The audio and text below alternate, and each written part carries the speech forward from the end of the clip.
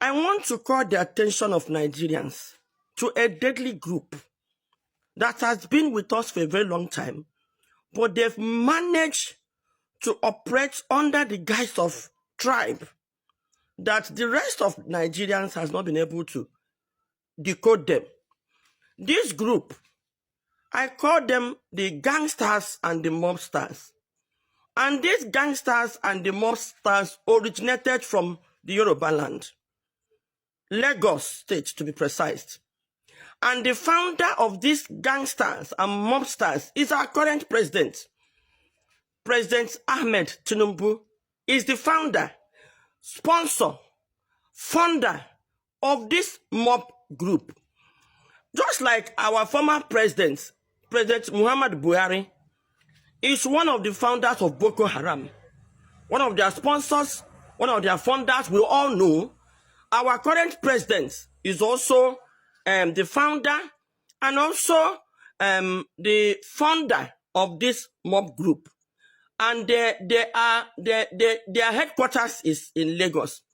They have been able to deceive Nigerians because they don't carry arms, but the weapon they carry is deadlier than arms. They are more deadly than Boko Haram. They are more deadly than militants. They are more deadly than any other deadly group you can mention.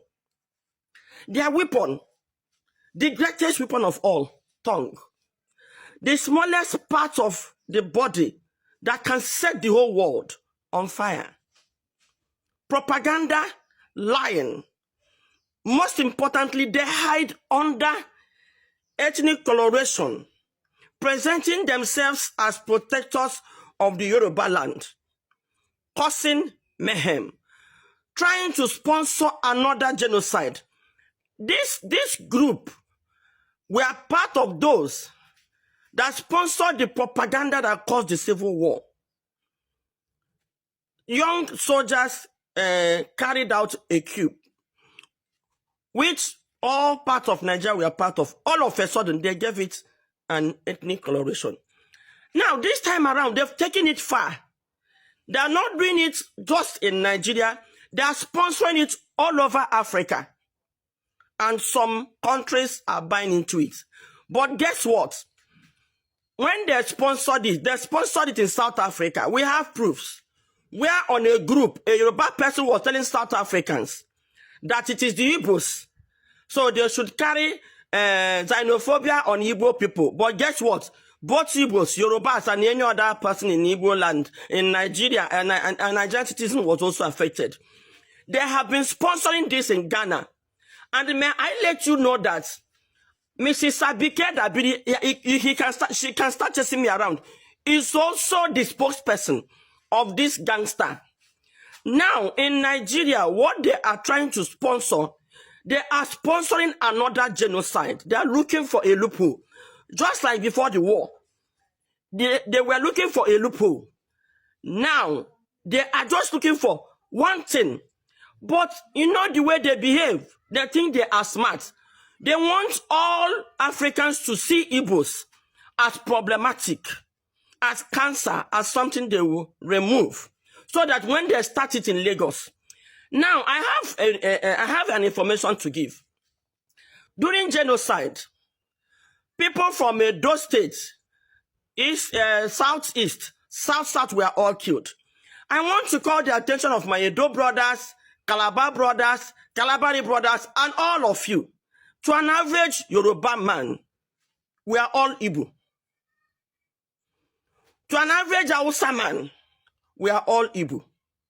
Just like to an average Igbo man, from Benue down is north, the Hausa.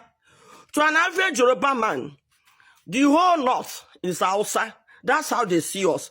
But when they want to divide us with politics, they will bring the divider. They will now know that an Edo man is an Edo man. But when they want to cheat us or kill us, we all become Igbo. My warning is, the earlier, it's only a fool that something will happen to. It is raging, it is on. They are pushing it by all means, trying to provoke the Igbos.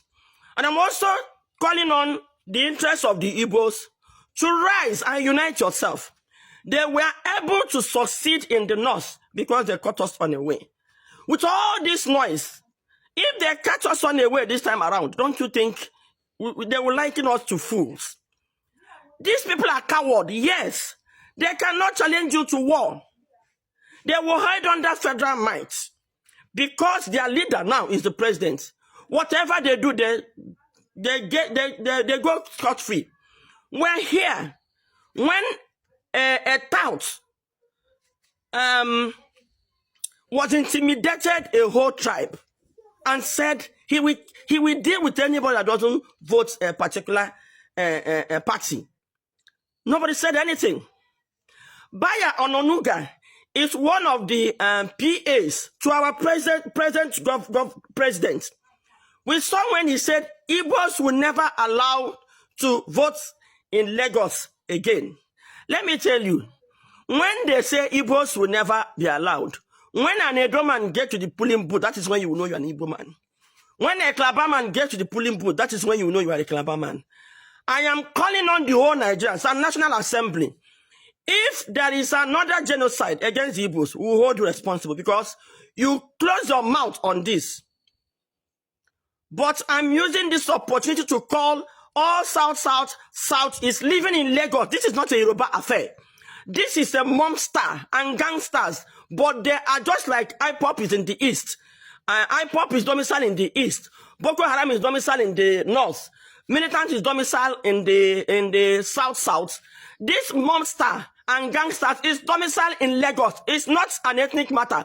And I'm calling on our Yoruba brothers to rise and condemn this before it gets out of hand. Plenty things are happening. Oh, guys, you watched the first clip. This woman said President Tinubu belongs to one deadly group that is going to destroy Nigeria. You did not hear it in my mouth though. I left the video for you guys to watch. Oh, NEPA people would disgrace you. Anyways, we are in Nigeria, so you have to hear the sound. And this woman said a lot though. It said a lot that a lot of people said, are you sure if they come out and tell you to say it and then identify or bring out your evidence, you'll be able to stand the crowd and bring your evidence?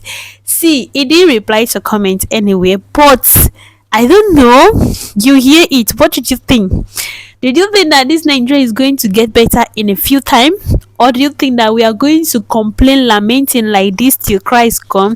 And this person said Nigeria is looking for, this man said Nigeria is looking for another Messiah to make a better Nigeria. Oh God, oh. Now Messiah we they look for. Now go with the look for. We look for a right person that will take this country from top to bottom, or from bottom to top. Yes, because I think our own, they don't already take us from top to bottom. Now we are looking for somebody that will take us from bottom to top and greater Nigeria. That is what we are praying and hoping for.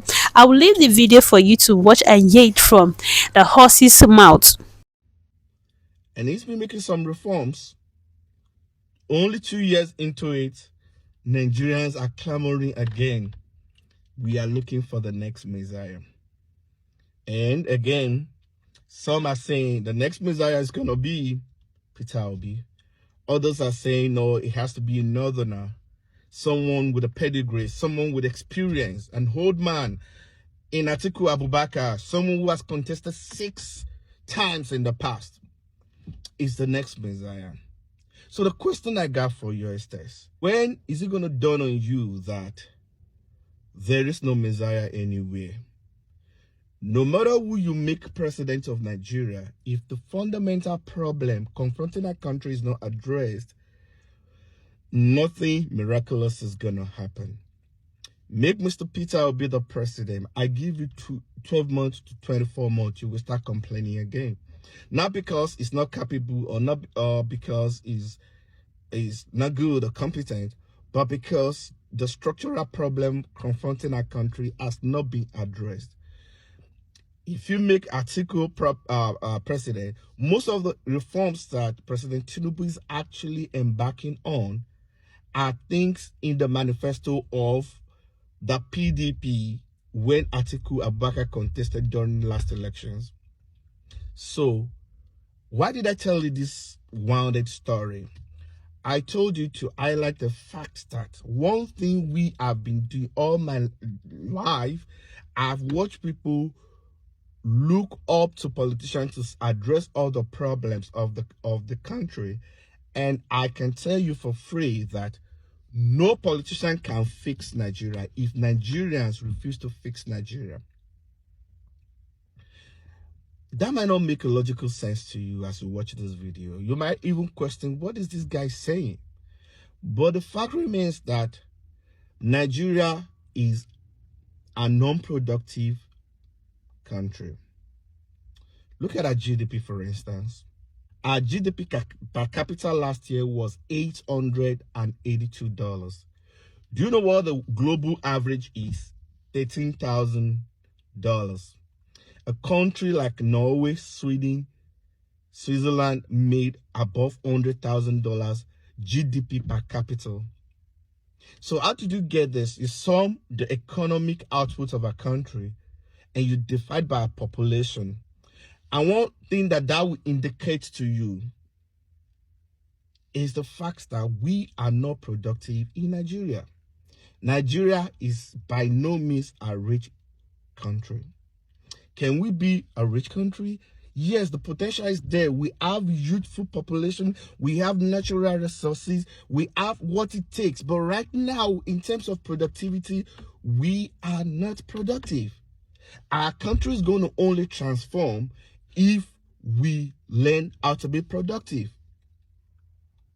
The transformation we are looking up to, I can tell you, no politician is going to do it for us. It's high time Nigerians start to create all those things we are doing where Nigeria has become a dumping ground for all types of goods and services needs to go away. We import toothpick, we import paper, we import crayon, we import pen, we import lipsticks, we import everything. We are not manufacturing. And it's not like we don't have the talent. We are constantly looking up to the government to solve every problem. And we can wait in eternity. I can tell you for free, if we can change leaders 100 times, if we are not productive and start looking inwardly and solving our problems, President Obi is going to come, all people will still continue to blame him. President Atiku will come, we will still continue to blame him, because they are not the problem. The problem is the productivity of a country. We've got to start producing. We've got to start solving problem. And no waiting around for the government. Government everywhere in the world don't solve all the problem. Like even rich nations that we are talking about, like America and the rest of them, is because a lot of people are in the business of solving problems. I can walk all around my facilities here. All the big hospitals here are private. Governments don't run hospitals here. The only thing they run is research institutes. I was watching an old man the other day. He's a medical doctor, right? And he abandoned his practice. When he abandoned his practice, these are people, the first generation of people trained in Nigeria that went to UI, and the medical training was more or less free. And then after practicing for a while, he sold his practice and he started farming. After farming, he became a contractor. And after that, he started doing business. Now, that same man, if he had remained in that practice and built one of the best facilities for the people, would have served so much more good in that local community. But what did he do? He abandoned his practice and he sold it off and he started business. And the same man will turn around and blame government for everything. What am I saying in essence? It's high time we started looking inwardly to solve problems.